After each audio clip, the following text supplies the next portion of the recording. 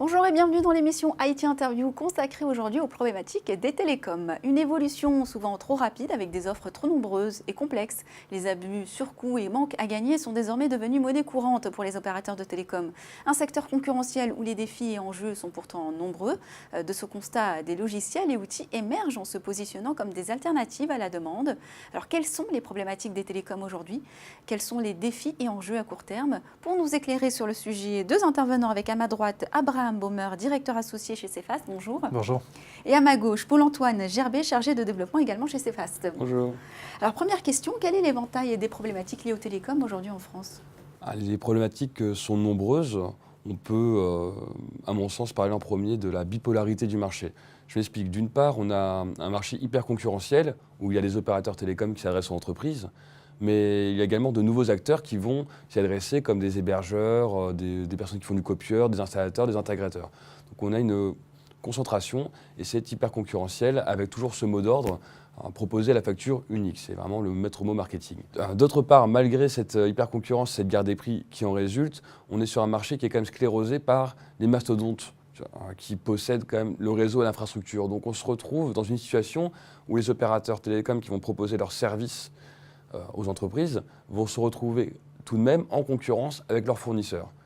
Donc ça reste un casse-tête pour le législateur et pour le régulateur. Les opérateurs qui arrivent à tirer leur épingle du jeu sont ceux qui arrivent à faire une industrialisation du sur-mesure, c'est-à-dire proposer de manière assez massive des solutions sur mesure adaptées à chacun de leurs clients. Ça en résulte également de la chute des prix.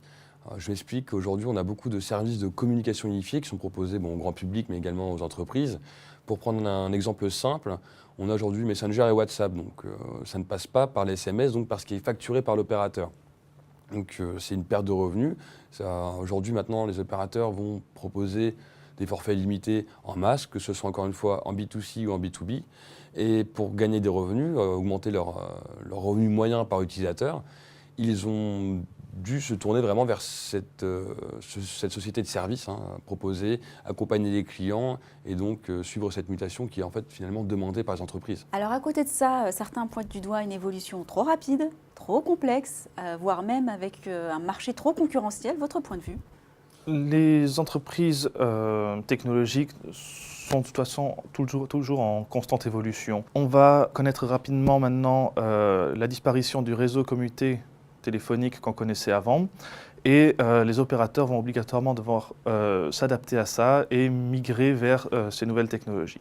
Donc on est vraiment à la croisée des chemins actuellement avec un passé technologique qu'on doit assumer et puis des nouveautés qui arrivent. Vous êtes le fondateur de l'entreprise Cefast. À quel type de besoin répond votre outil? Cefast, c'est l'acronyme de commande et facturation des abonnements et des services de télécommunication. La première partie, ça va être tout ce qui est commande, approvisionnement en services Internet, voix fixe, voix mobile, etc.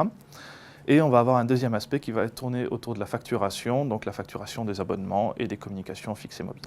Au fil du temps, nous avons ensuite ajouté différentes fonctionnalités pour permettre à l'outil d'être le système d'information de l'opérateur, à savoir des fiches détaillées sur les clients, des systèmes de ticketing, de gestion d'incidents, de gestion de projets, pour venir enrichir l'outil et aider l'opérateur à faire son travail.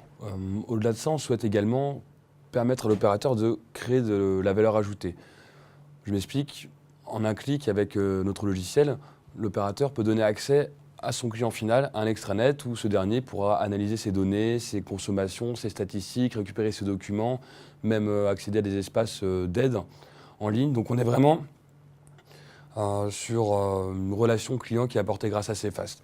Au-delà de ça, on a une fonctionnalité qui est plébiscitée, qui permet à un opérateur de devenir un wholesaler. C'est un revendeur télécom, donc qui va pouvoir déployer des Cefast hiérarchisés pour mettre à disposition un espace d'achat-revente automatisé.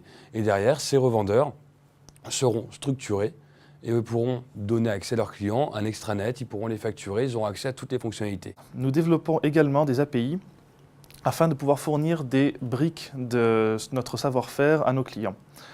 typiquement, les opérateurs n'ont pas attendu que nous existions avant de s'équiper en système informatique, en logiciel, etc. Et donc l'idée, c'est de pouvoir récupérer un peu de notre savoir-faire, fournir un peu de notre savoir-faire et l'intégrer dans leur système existant. Une des questions centrales reste la sécurité. Qu'est-ce que vous proposez pour cela? Alors, tout ce qui concerne la sécurité doit être abordé en deux parties. On va avoir une première partie liée à l'hébergement, et donc à la sécurisation des données, à la pérennité des données, à la pérennité de l'accès à l'outil, pour que l'outil soit en permanence accessible et que les opérateurs puissent travailler. Et donc, pour garantir ça, nous appuyons sur un data center au dernier cri, enfin toutes les normes de sécurité sont en place, aussi bien pour ce qui est des redondances de données que des redondances de machines, pour effectivement garantir tous ces aspects-là. Le deuxième aspect niveau sécurité, ça va être garantir les accès, à savoir qu'une personne qui peut visualiser une donnée a effectivement le droit de visualiser cette donnée ou de réaliser cette action. Pour garantir ça, c'est plus effectivement de l'ordre du développement de notre logiciel, de l'architecture que nous avons choisie, et nous mettons en place des cloisonnements entre les opérateurs, entre les utilisateurs, une authentification forte de l'utilisateur pour donner accès à des droits dans le logiciel, et on va garantir en permanence que l'utilisateur qui est authentifié a le droit de voir les informations qui lui sont proposées. On rencontre régulièrement des cas de bases de données de mots de passe qui sont diffusées sur Internet, enfin, on entend régulièrement parler. Les mots de passe ne peuvent pas être retrouvés, ne peuvent pas être lus, même si quelqu'un a accédé malencontreusement directement à la base de données, il est impossible, par exemple, de retrouver les mots de passe des utilisateurs. Alors, les projets et perspectives pour l'avenir? Il va y avoir la disparition progressive du réseau commuté, et donc ça va forcément obliger les opérateurs à migrer vers des technologies IP que nous saurons supporter. Ensuite, il va y avoir l'arrivée de quelques nouveaux grands acteurs au niveau de la fibre optique. Et ces acteurs vont avoir besoin ou envie d'être visibles et commandables via nos outils, donc on saura s'adapter à ces nouveautés. Et donc à plus long terme, on va s'intéresser à l'Internet des objets. Et bon, là, on va devoir certainement s'adapter et structurer nos bases de données différemment, parce qu'on va avoir affaire à une masse de données tellement conséquente. Il va falloir peut-être s'intéresser à tout ce qui est big data ou ce genre de choses. Merci à l'un et à l'autre pour vos interventions respectives. Merci à vous de nous avoir suivis. On se retrouve bientôt pour un prochain numéro d'IT Interview.